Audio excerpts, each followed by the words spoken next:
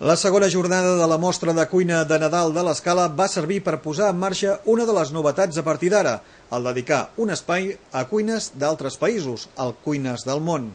El país escollit per l'arrencada ha estat Cuba. Esperem que us agradi molt aquesta nova iniciativa de Cuines del Món. Vam començar en Cuba sense cap expectativa perquè la coneixíem amb ella i parlant-te'n ens va semblar que ella ens faria un plat de postre com a presentació i ens explicaria una mica què fan per Nadal a Cuba, com ho viuen dintre de les seves possibilitats. La primera convidada era la cubana Nancy Aramburu, que donava alguns detalls de com és el Nadal al seu país. La familia se reúne con amigos y eso, y entonces celebran la fiesta de Navidad con lo que tengan para celebrar.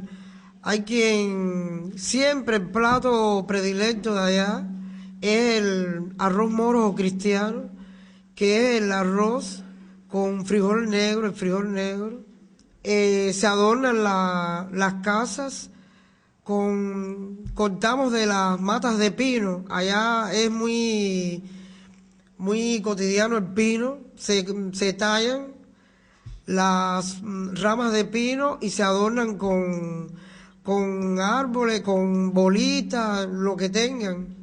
Y entonces, ¿qué hacen? Se reúnen, la familia se reúne y oyen música, la música tradicional de allí del país. Otros cogen unos cajones y empiezan a tocar la rumba que se baila allí. Y otros tienen las creencias esa religiosa que es llamada el oscurantismo y tiran agua para la calle para que se vayan los malos espíritus y el año nuevo sea mejor. La mateixa cuinera era l'encarregada d'anar cap a la cuina i preparar un plat típic cubà, les fritures paneteles de harina de Castilla. Mentre anava preparant el plat explicava les limitacions en ingredients del seu país i que molts dels plats típics cubans porten productes importats. Carles Cornell, guanyador del segon premi del concurs de la Festa de l'Anxova, presentava a tothom un plat sofisticat, tant en l'elaboració com en els elements que el composen. Una sinfonia de textures amb anxoves de l'Escala, on, per exemple, hi trobàvem un vermut negre solidificat. Bo, saludable i barat era el pastís de poma que presentaven l'Àngel Torrent i el seu ajudant.